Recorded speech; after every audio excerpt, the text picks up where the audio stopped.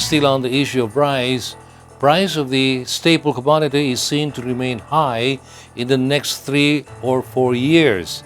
Even with more imported rice flooding the market, Heidi Santos has the details. With the lifting of the quantitative restriction on rice and the imposition of tariffs, imported rice is seen to soon flood the market.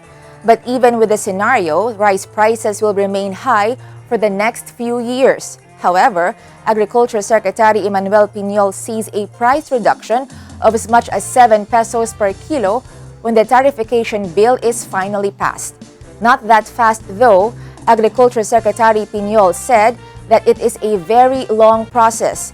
The Agricultural Tarrification Act of 1996 effectively put the rice import quota in place, and this is the one that needs to be amended. The Philippines has committed to the World Trade Organization to impose tariffs on rice to protect our local farmers from the influx of imported rice when the quantitative restriction is finally lifted. Secretary Piñol said that cost of reduction will be cut by a third when the rice farmers are able to produce more after all the support for the rice industry has been delivered. Only then can we look forward to the price stabilization of rice. Meanwhile, Albay Representative Edsel Lagman proposed that about 20 billion pesos in revenues from the tariff should go to the Rice Competitiveness Enhancement Fund. This is to ensure that farmers will really benefit from the tariffication. Representative Lagman said that the funds should be automatically released by the Department of Budget without being subjected to the General Appropriations Act. When the quantitative restriction is lifted, experts estimate that around 2 million metric tons of rice will enter the country every year.